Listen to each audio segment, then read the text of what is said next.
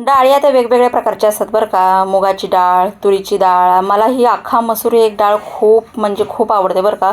अगदी म्हटलं तरी मटणासारखा स्वाद लागतो ह्या डाळीचा. म्हणजे समजा आपल्याला कधी मटण खायची इच्छा झाली तर मस्तपैकी अख्खा मसूरची डाळ करायची. खरंच खूप भारी लागते.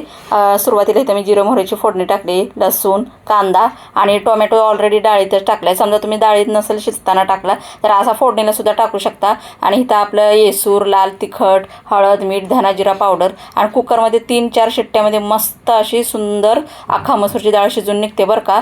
काही दुसरी भाजी नसली तरी चालते, नुसती ही जरी डाळ केली का नाही, भातासोबत म्हणा, चपातीसोबत म्हणा किंवा भाकरीसोबत म्हटलं तरी एकच नंबर लागते. जोडीला कांदा ठेवायचा. अशी अख्खा मसूरची डाळ ना तुम्ही सुद्धा एकदा नक्की करून पहा. तुम्ही अशाच पद्धतीने करता का, तुमची काही वेगळी पद्धत आहे ती सुद्धा मला कमेंटमध्ये सांगा. मस्त अशी सुंदर खळखळ खळखळ अख्खा मसूरची डाळ शिजलेली आहे. दुसरी जी ऑरेंज कलरची डाळ असते की नाही ती सुद्धा छान लागते, पण त्याच्यापेक्षा ही खूपच भारी लागते. बघा रंग किती सुंदर आलेला आहे.